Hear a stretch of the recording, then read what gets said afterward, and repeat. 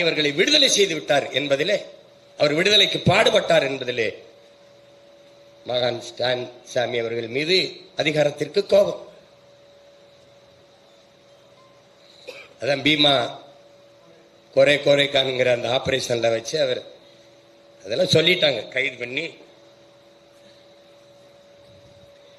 நம்ம பேசிக்கிறோம், இந்த நாட்டில் தான் மகாவீரர் பிறந்திருக்கா.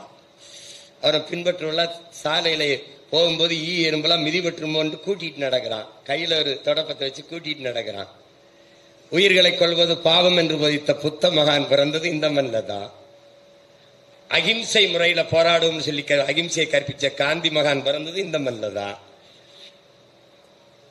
அவங்களே பேசுவோம், நமக்கு அதை விட பெரிய மகான்களா உண்டு. வாடிய பயிரை கண்ட போதெல்லாம் வாடினுங்கிற வள்ளலார் பெருமகனார் பிறந்த மண். அதைவிட உயிர்மை நேயம், அவங்கெல்லாம் மானுட நேயம். நம்ம உயிர்மை நேயம் பேசிய ஒரு இனத்தின் மக்கள். நம்ம மாட்டுக்கு நீதியை சொல்லிட்டான், மண் நீதி சொல்லலாம். கதை விடுறான் தமிழன்பா. இன்னைக்கு சொல்லு, கண்ணுக்குட்டிய தேர்காலில் வச்சு கொண்டுட்டான் மகன் இளவரசன், சரி ஒரே மகன்.